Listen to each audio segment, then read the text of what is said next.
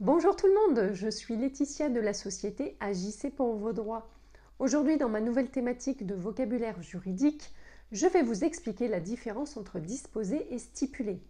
Mais tout d'abord, je vous rappelle que je propose des prestations pour vous accompagner dans la résolution de vos litiges de la vie courante à des prix très abordables et qui vous permettront de récupérer des sommes parfois très importantes.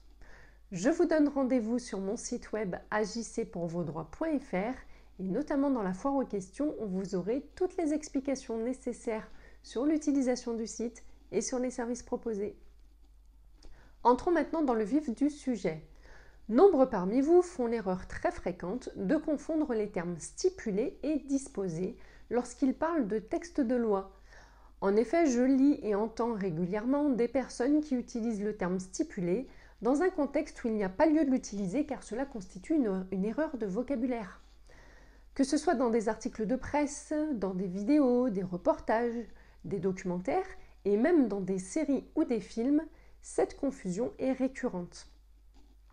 Or, il n'est pas possible d'utiliser le terme stipulé lorsque vous parlez d'un texte de loi.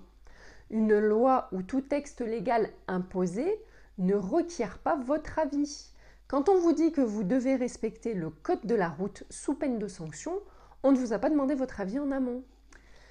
Alors que dans le cadre d'un contrat, vous avez le choix. Vous donnez votre accord à votre co-contractant ou pas. C'est donc dans ce contexte-là que l'on va utiliser le terme stipulé. D'un point de vue linguistique, stipulé vient du latin stipulari qui signifie énoncer comme condition ou comme garantie dans un contrat ou faire savoir expressément dans d'autres contextes.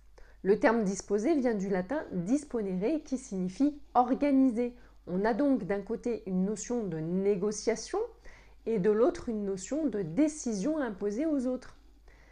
La prochaine fois que vous parlerez d'un contrat, vous pourrez dire que le contrat stipule, on parle d'ailleurs des stipulations du contrat, et si vous parlez d'un texte de loi, vous devrez dire qu'il dispose. Par exemple, l'article 1142 du Code civil dispose.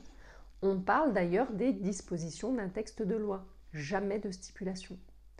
Une expression un peu grivoise afin de vous souvenir de cette distinction et ne plus confondre ces deux termes, c'est que pour stipuler, c'est comme pour copuler, il faut au moins être deux.